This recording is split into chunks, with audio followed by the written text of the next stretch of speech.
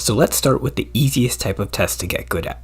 Multiple choice standardized tests. That means tests like the SAT, ACT, GRE, JEE, GMAT, MCAT, the BAR, CFA, CPA, CSAT, PSAT, UPSC, GCSEs, and pretty much every 3 to 4 letter acronym, except of course for the BAC, France's National University Entrance Exam, which is unfortunately pretty much all written essay questions.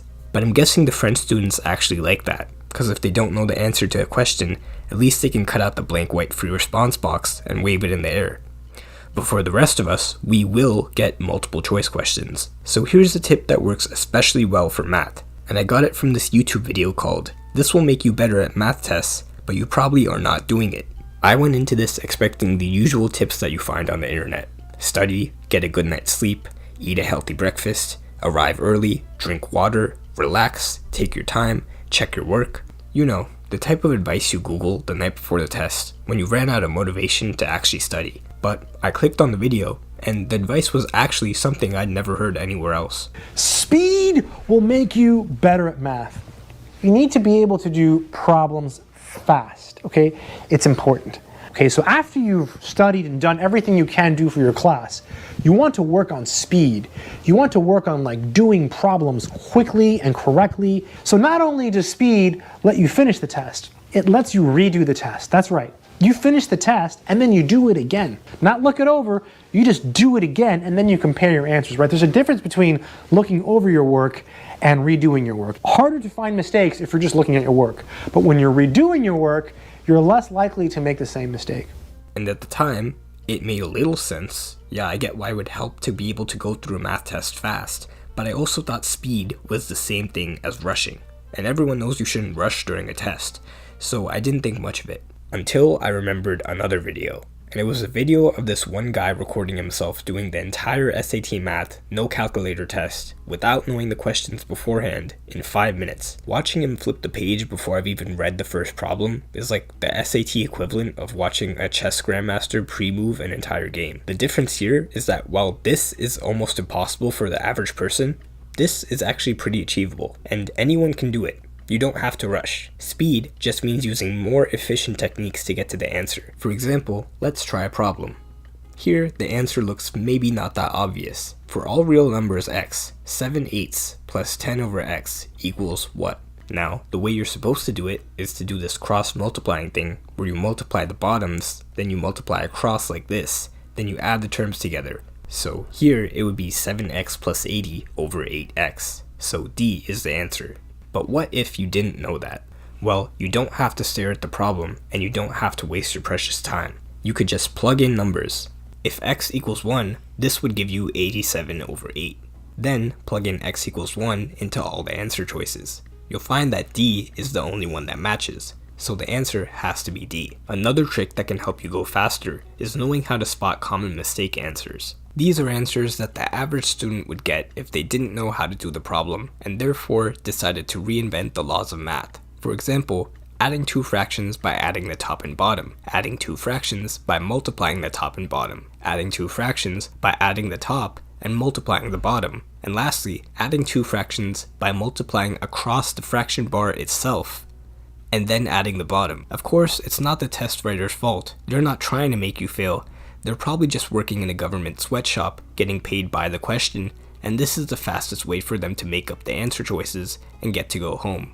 So take advantage of that. If you're a good test taker, then even if you don't have time to do the problem, or time to do the shortcut, or even the time to plug in the answer choices, you can at least eliminate the ones that look like common mistakes. Just cross them out, and then from there, you can make a 50-50 guess. But I'm gonna be honest, if you want to get even faster at doing problems, you're probably gonna have to practice doing more problems. Of course, that's very easy to say. It can be pretty boring to do practice tests, and sometimes you lose focus and end up taking a full hour rereading the same question over and over again. And this is actually why I think it's not a terrible idea to just go on YouTube and just watch other people do practice problems. Just search up the name of the test you're taking and then walk through, and then you'll find people explaining a bunch of problems step by step.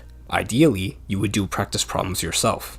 But let's be real, this takes much less energy. This is a lot faster, and instead of you having to do a full practice test start to finish, you can get exposed to more problems and more solutions in a quicker and shorter format.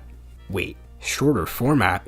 Short form! Short form. Today's sponsor. It's an app that takes thousands of all the best nonfiction books you've ever wanted to read and condenses them into full guides. I've been using it since May, and even though it's not a replacement for books, it lets me learn the ideas from way more books than I otherwise would have. Like, for example, everyone always says to read the book Influence by Robert Cialdini, but normally the fact that I have to firmly decide on that being the one monthly book I read, plus the fact that I have to acquire the book and then I have to find the time to read it, all that creates too much friction. But if you have short form, it's just one click and now you're in one book. 2 more clicks and now you're in a different book. Plus, it has dark mode. I use it both on desktop and on mobile. It has all of these categories, and on top of that, they add new books every week. Plus, if you sign up through the link shortform.com/easyactually, you'll get a 5-day free trial plus a 20% discount off the annual subscription. It's going to be the first link down below if you want to claim that discount and the free trial.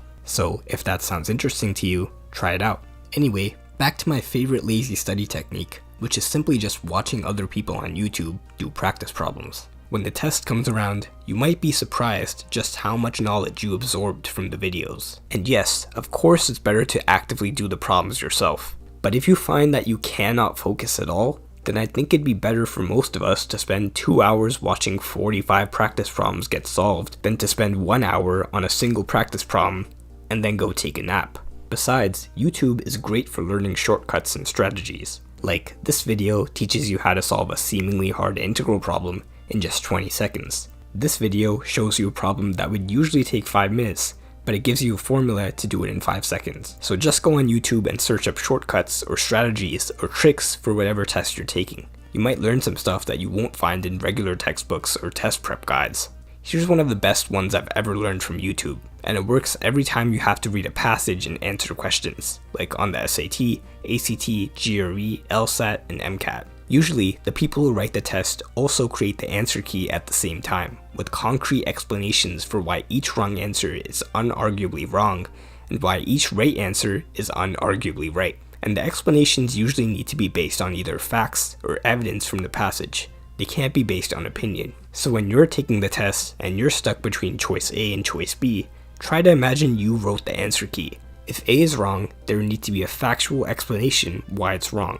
And there would also need to be a strong explanation why B is right, based on evidence from the passage. So try and decide which answer would have the strongest explanation. This mental shift will help you get a lot more points, because it gets you to think like the person who made the test. But until this point, I've ignored the one crucial factor in how you do on any type of test: studying. So here are my best study tips to make studying easy. Number 1, avoid analysis paralysis. A big barrier to studying is just wasting time thinking about what to study or how you're going to study. It's good to have a plan, but at some point you need to actually execute the plan. So just pick whatever methods worked for you in the past and do that. Or if nothing is working, try the classic method: reading textbooks and doing practice problems.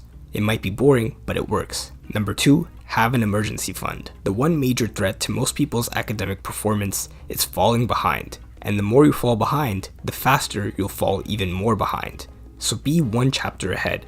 Be a few days ahead of schedule. Have that cushion. You don't want to be the person who needs to make an academic comeback on the second day of class. Number 3, if you don't have that much time to study and there's 10 types of problems or concepts that could show up on the test, it's better to practice 2 problems of each type than to practice doing 20 problems all of the same type. Number 4, be honest. Does studying with other people actually help you? Or is it just the fact that when other people are around, you don't want to pull out your phone or open up YouTube or start playing games and look like an embarrassment to them? Because if that's the case, you could pretty much get the same effect just by studying in a public place where people can see what you're doing. Or you could study in front of a window so that people outside can see if you're not on task. If you want to study inside and not in front of a window, but you still need something to keep you accountable, you could just record a time lapse of yourself studying. You know, like the ones medical students make to show off their 8-hour study sessions. And this might seem like a gimmick, but I really think everyone should try this at least once. Because first of all, you can't go on your phone while you're using it to record yourself. And second of all, you're gonna watch the time lapse after, and that raises the stakes by a lot. Number 5, if you need to memorize stuff like a procedure for solving a problem, or some scientific vocabulary, or really anything, you can use active recall. There's a bunch of different ways to do it. One is to use flashcards, but you can also just look at your notes and come up with a bunch of questions based on your notes that'll check your understanding. Like, explain what a mitochondria does, or name the parts of the brain and explain what each part does. And later, go back and try to answer each question while covering up the part of your notes that answers the question. This is especially easy to do if you type your notes. If you have Notion, you can just type /toggle and hit enter and copy and paste that a bunch of times. So now, when you click on the arrow, you can type a question and you can put the answer to the question down here, and you can hide or show the answer whenever you want. And I guess you can also do this in Google Docs by just highlighting the answer to a question and making it white so you can't see it. But of course, this technique doesn't work for everyone all the time. Sometimes you should just take notes how you want. It doesn't have to be active recall, it doesn't have to be Cornell notes, or it doesn't have to be a template. Whatever way your brain connects things together, that's the right method. And tip number 6, studying for a test will take some effort.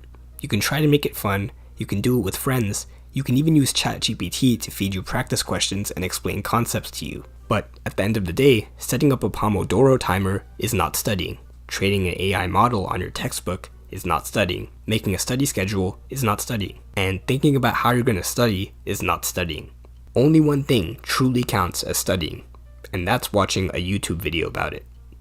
Anyway, I'm collecting donations in the form of subscribes to fund the next video.